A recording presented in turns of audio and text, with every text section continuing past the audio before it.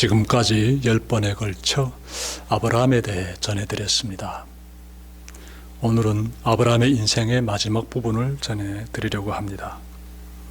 아브라함의 인생을 돌아보면 아름답게 돋보이는 삶의 모습이 있는가 하면 감추고 싶은 부끄러운 모습도 있습니다. 그가 75세의 나이에 고향을 떠나 하나님께서 지시하신 그 낯선 땅으로 들어가는 모습은요, 참으로 훌륭하고 귀한 모습입니다. 반면에 그가 이방 민족의 왕 앞에서 아내를 누이라고 말하면서 부부관계를 온의 관계로 속이는 모습은 아무리 봐도 비겁하고 그리고 부끄러운 모습입니다. 그가 99세가 되었을 때 3명의 나그네를 정성껏 섬기는 모습이 있는데, 이런 모습은 참 신앙인이라면 반드시 본받아야 될 섬김의 모습이 아닐 수 없습니다. 반면에 그때로부터 몇 년 뒤에 자신의 첩인 하갈과 그네가 낳은 아들 이스마엘을 떡 한 덩이와 그리고 물 한 가죽 부대만 주고 이렇게 집에서 내보내는 모습 있지 않습니까? 이런 모습은 참으로 우리의 마음을 차갑게 만들지요. 이처럼 아브라함의 삶에는 지우고 싶은 죄의 얼룩이 여기저기 튀어져 있습니다. 그럼에도 불구하고 성경은 아브라함을 큰 민족의 조상으로, 그리고 하나님 앞에서 의인으로, 더 나아가 믿음의 조상으로 높이 평가하고 있습니다. 그 이유는 아브라함이 죄에 넘어지면 다시 하나님을 찾으며 회개의 제단을 쌓았기 때문으로 보입니다. 그가 100세에 얻은 아들을 희생 제물로 이렇게 바치려고 했던 그 모습만 봐도 그가 얼마나 하나님의 말씀에 무조건적으로 순종해 왔는지를 찾아볼 수 있습니다. 오늘 본문은 아브라함이 인생의 마감을 어떻게 장식하고 있는지를 우리에게 보여주고 있습니다. 창세기 24장 1절부터 9절이 오늘 본문인데, 여기에서는 아브라함과 그리고 그가 가장 신뢰하는 종 사이에 대화가 담겨 있습니다. 이 장면 이후로 아브라함의 삶은 막을 내리게 됩니다. 그래서 오늘 본문이 참 중요합니다. 말씀에 들어가기 앞서 잠시 세상을 좀 살펴봅시다. 흔히들 인생은 시작보다 끝이 중요하다고 말합니다. 사람은 누구나 실수할 수 있습니다. 사는 동안 넘어지기도 하지요. 실수해서 넘어지기도 하지요. 하지만 그 가운데서 다시 반듯하게 삶을 살아가고자 이렇게 노력하는 모습도 인생 가운데서 나타나게 되지요. 그래서 바라기는 인생의 시작도 중요하지만 끝을 아름답게 맺는 것이 참 중요하다라는 거 우리 모두는 잘 알고 있습니다. 그런데 안타까운 것은요, 저도 어떤 사람 봤는데 늘 술에 취해서 살다가 술 마시게 되면 또 주정도 부리고, 그렇게 술에 빠져 살다가 결국은 병에 걸리게 되고, 그래서 소중한 인생을 빨리 마무리하는 그런 사람도 있습니다. 안타까운 삶이지요. 소중한 인생을 그렇게 낭비하면 되겠습니까? 자신에게 주어진 소중한 삶을 낭비하는 사람들 좀 더 찾아볼까요? 거짓말을 습관적으로 한다든지, 음행을 저지르면서 다닌다든지, 탐욕에 젖어 살고 그리고 우상을 숭배한다든지 등 온갖 죄에 빠져 살아가는 사람들 주위에 없습니까? 하나님을 믿는 우리는 인생을 그렇게 살면 절대로 안 됩니다. 과거의 삶에 부끄러운 죄악이 있었을지라도 이제는 그렇게 살아서는 안 됩니다. 우리는 아브라함처럼 인생을 아름답게 장식하면서 그렇게 살아야 합니다. 성경은 인생 말년을 살아가는 아브라함에 대해 이렇게 소개합니다. 오늘 본문의 1절 보십시오.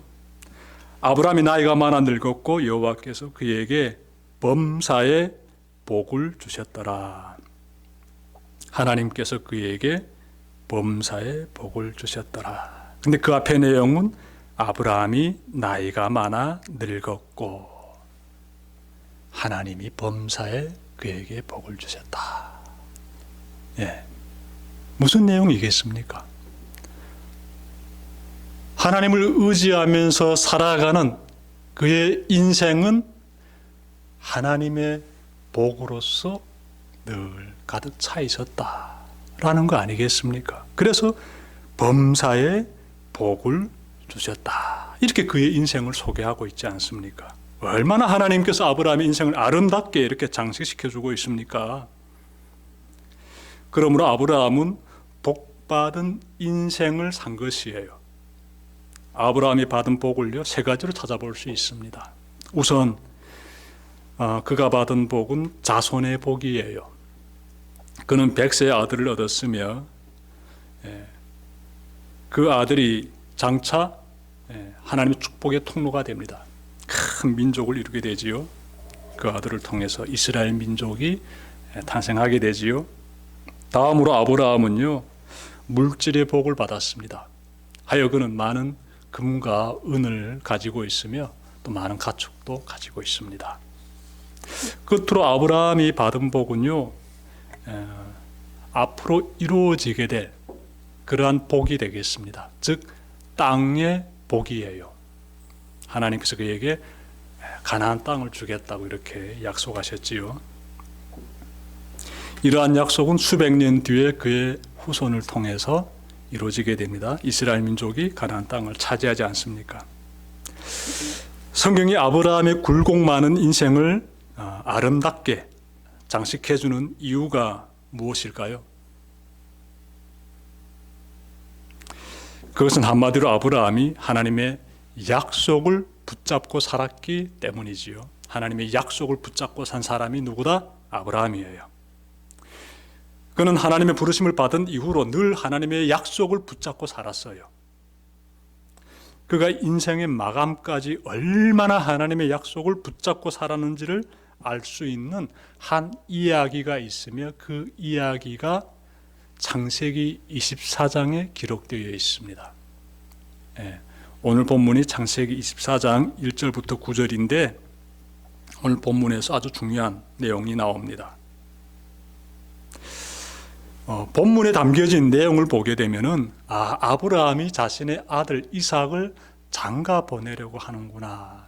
그가 장가를 어떻게 보내려고 하는지 자세히 성경에서 기록하고 있기 때문에 창세기 24장을 우리가 잘 살펴보게 되면은 아주 중요한 메시지를 깨닫게 됩니다.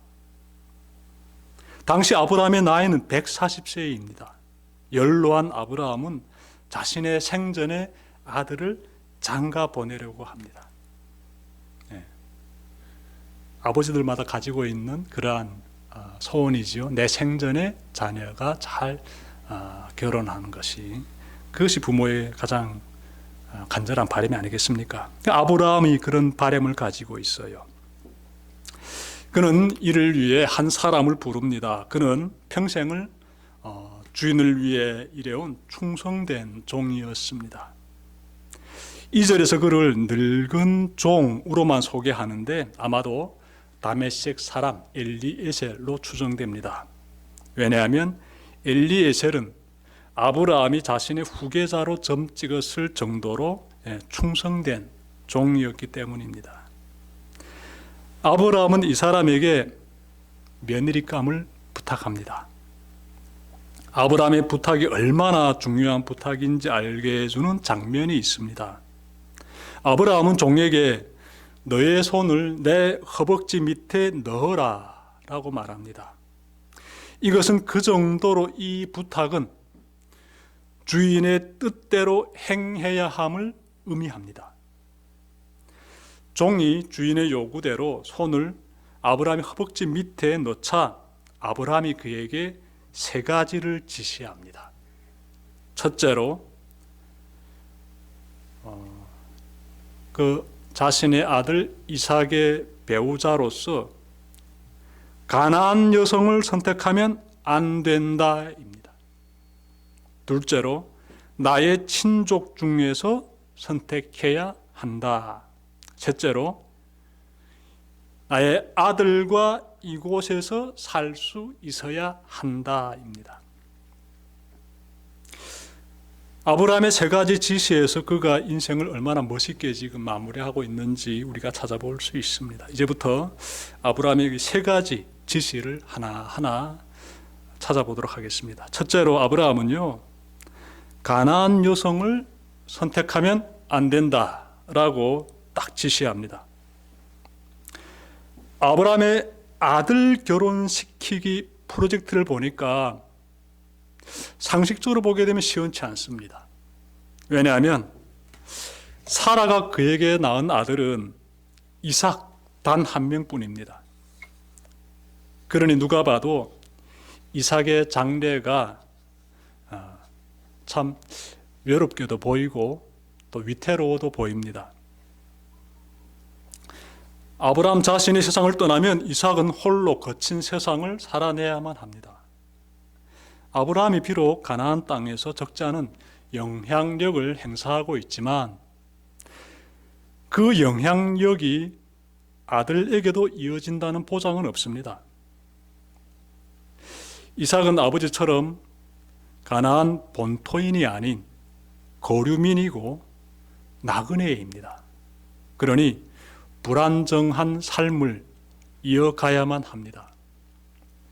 따라서 아브라함은 가급적이면 아들에게만큼은 안정된 삶의 길을 열어줘야 하지 않을까요? 자신은 비록 나그네의 삶을 살아왔지만 아들부터는 본토인과 다름없이 살게 해줘야 하지 않을까요? 그것이 아들에게 아버지가 해줄 수 있는 가장 큰 선물이 아닐까요? 단도직입적으로 말하면 아들을 가나안 여성과 결혼시키는 것이 가장 좋은 선택이 아닐까요? 이렇게 되면 자신이 세상을 떠나도 아들이 외롭지 않을 뿐만 아니라 든든한 사회적 기반을 토대로 이 땅에 굳게 뿌리 내릴 수 있는 것 아닐까요? 그런데 아브라함은 여전히 보장된 이 길을 선택하지 않고 안전이 보장된 이러한 길을 뿌리치고 어려운 길을 선택합니다. 그는 늙은 종에게 간곡히 당부하는데 그 첫 번째 조건, 가나안 여인을 아내로 이렇게 선택하면 안 된다는 것이에요. 이삭의 아내가, 내 하나밖에 없는 그 아들의 아내가 가나안 여인 되면 안 된다라고 모를 받고 있지요. 그가 이토록 가나안 여성을 제외시킨 이유가 무엇일까요? 가나안 여성이 믿고 있는 신앙이 아들에게 침투해 들어오는 것을 막기 위해서겠지요. 인간은 종교적인 존재입니다. 그러므로 모두에게는 저마다의 믿음의 대상이 있습니다. 아브라함은 가나안 사람들이 어떤 우상을 숭배하고 있는지를 알아도 너무나 잘 알고 있습니다. 그래서 이런 신앙을 가진 여성과 아들이 결혼하면 아들의 신앙이 물들 수 있다라고 내다본 것이지요. 비록 이삭이 여전히 나그네의 불안정한 인생을 이어갈지라도 우상 숭배에 물들지 않는 것이 더 중요했던 것입니다. 그래서 배우자를 가나안 여인으로 선택하면 안 된다고 강조했던 것이지요. 여러분도 이런 모습 보면서 배우자를 선택할 때 꼭 하나님을 잘 믿는 그런 사람으로 선택하시길 바랍니다.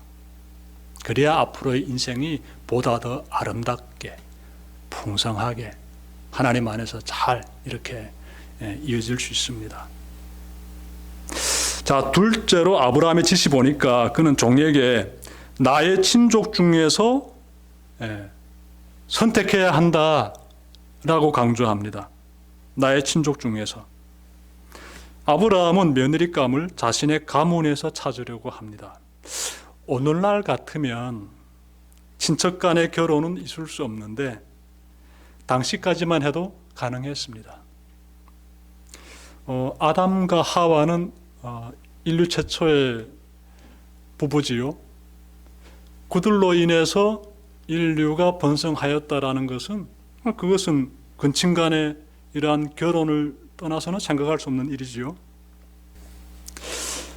근친 간의 결혼은 아브라함 시대까지 이어져 왔습니다. 아브라함은 배다른 여동생인 사라와 결혼하였으며 그의 형제인 나홀은 밀가와 결혼하는데 이 밀가라는 여성은 나홀의 조카입니다. 그러니 친척 간에 결혼한 것이지요. 이렇게 근친 간의 결혼이 이어지다가 아브라함의 자손이 번성하여 하나의 민족 공동체를 이루게 되자 근친 사이의 결혼이 금지됩니다. 아무튼 아브라함 당시까지는 근친 간의 결혼이 가능했습니다. 여기서 우리가 갖게 되는 질문이 있습니다. 아브라함의 친족이 있던 곳은 어디였으며 그들도 아브라함처럼 하나님을 믿고 있었을까요? 입니다. 아브라함의 친족이 머물렀던 그곳에 대해서는요, 창세기 25장 20절에서 발견할 수 있는데 하란이라는 큰 도시에 아브라함의 친족이 살고 있었습니다. 아브라함이 머물고 있는 헤브론에서 하란까지 가려면 대략 한 800km 정도를 이동해야 됩니다. 그러니 한 달 넘게 걸어야 되지요. 아브라함이 이처럼 먼 곳에 있는 친족 중에서 며느리감을 찾으려는 이유가 그들은 나처럼 하나님을 잘 믿기 때문일까요? 그렇지 않습니다. 창세기 31장 19절에 따르면 아브라함의 친족인 이 라반의 집안에서 가정의 수호신인 드라빔을 숭배했음을 찾아보게 됩니다. 우상 숭배가 이루어지고 있었어요. 누가? 아브라함의 친족 중에서. 이 가정을 지켜준다는 이 수호신인 드라빔을 숭배하고 있었어요. 그런데 또 한편 창세기 24장 50절을 보시면요, 그 아브라함의 형제인 부두엘과 방금 전에 언급했던 라반이라는 이 사람들이 하나님에 대해서 어느 정도 알고 있었음을 또 찾아보게 됩니다. 제가 말씀 찾아 읽겠습니다. 창세기 24장 50절. 라반과 부두엘이 대답하여 이르되 이 일이 여호와께로 말미암았으니 우리는 가부를 말할 수 없노라. 구체적인 내용에 대해서는 다음 주 수요일에 전해드리겠습니다.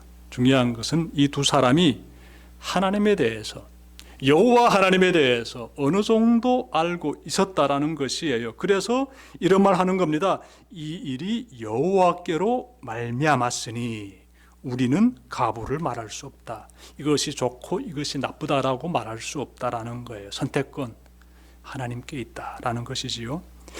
이렇게 말하는 라반과 부두엘 보게 되면은 아브라함의 친족들이 하나님을 잘 믿지는 않았지만, 하지만 하나님에 대해서 어느 정도 알고는 있었다라는 것을 우리가 찾아보게 됩니다. 정리하게 되면은 이 아브라함이 자신의 며느리감을 우상 숭배에 빠져 살아가는 가난한 여성들 중에서 선택하는 것이 아니라 그래도 하나님에 대해서 어느 정도 알고 있는 자신의 친족 중에서 선택하려고 한다. 즉 하나님을 경외하는 그러한 여성으로서 며느리감을 선택하려고 한다라는 것 우리가 찾아볼 수 있습니다. 그래서 이 부분에 대해서 늙은 종에게 지시하는 거예요. 나의 친족에게 가서 며느리감을 골라라, 이렇게 지시하는 것이지요. 셋째로 이런 지시합니다. 아브라함은 이삭과 여기서 살 수 있는 여성이어야 한다라고 말해요. 가나안 땅에서 살 수 있는 여성이어야 한다. 6절부터 8절 보게 되면 나오지요. 아브라함은 아들이 가나안 땅을 떠나지 말고 이곳에 쭉 정착하기를 원합니다. 왜냐하면 하나님께서 이 땅을 후손에게 주겠다고 약속하셨기 때문입니다. 그는 이 일에 하나님의 도우심이 있으리라 기대합니다. 하나님께서 사자를 미리 보내셔서 이삭의 배우자를 예배하실 것이라고 기대합니다. 그 부분이 7절에서 나와요. 한편 그리 아니하실지라도 하나님의 약속대로 살려고 합니다. 만약 하란에 있는 친족 중에 여자가 이삭이 살고 있는 그 가나안으로 오려고 하지 않는다면은 그때에는 빈손으로 돌아오라 라고 지시합니다. 8절 보십시오. 만일 여자가 너를 따라오려고 하지 아니하면 나의 이 맹세가 너와 상관이 없나니 오직 내 아들을 데리고 그리로 가지 말지니라. 그냥 여기 아들이 있어야 된다. 가나안 땅에 있어야 한다. 자신이 살아 생전에 아들이 장가가는 것을 못 봐도 좋으니 이삭이 가나안을 떠나면 안 됨을 명확히 밝히고 있습니다.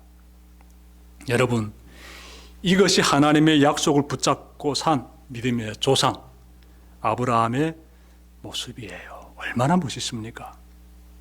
자신의 인생의 마지막을 얼마나 멋있게 지금 장식하고 있습니까?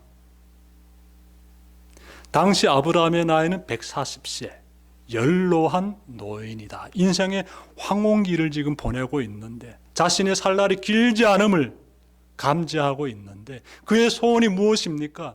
저 하나밖에 없는 아들, 믿음의 여성과 결혼하는 거예요. 그런데 하란 그곳에, 친족이 사는 그곳에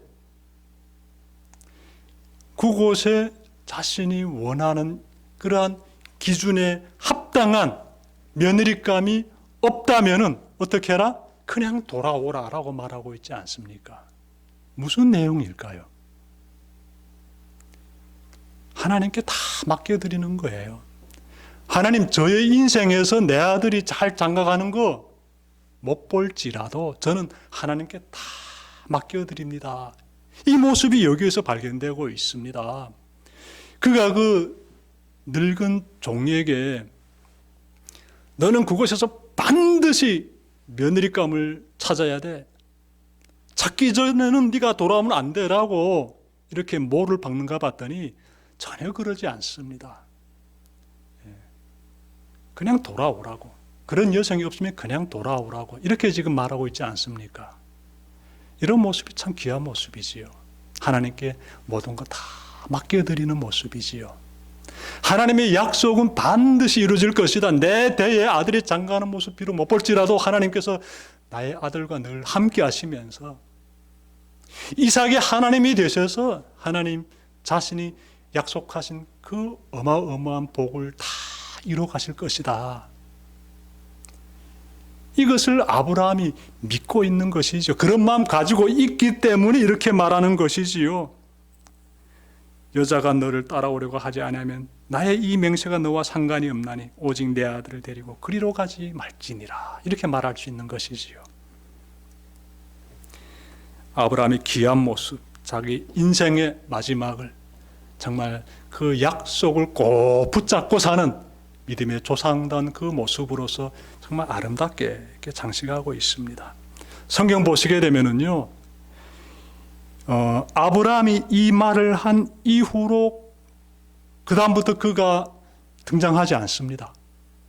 25장 가게 되면은 아브라함은 175세의 나이로 죽었다. 이렇게 그의 생을 딱 마감하고 있습니다. 정말 인생을 멋있게 잘 아름답게 장식하고 있는 이 아브라함의 모습, 믿는 자다운 모습, 약속을 붙잡고 사는 그러한 정말 하나님께서 보시기에 의로운 자다라고 평가받는 하나님의 복을 받은 사람으로서 이렇게 쫙 이렇게 성경에 기록되어 있는 이러한 아브라함의 인생의 모습이 여러분의 삶에서도 꼭 나타나기를 주님의 이름으로 축원합니다. 기도드립시다.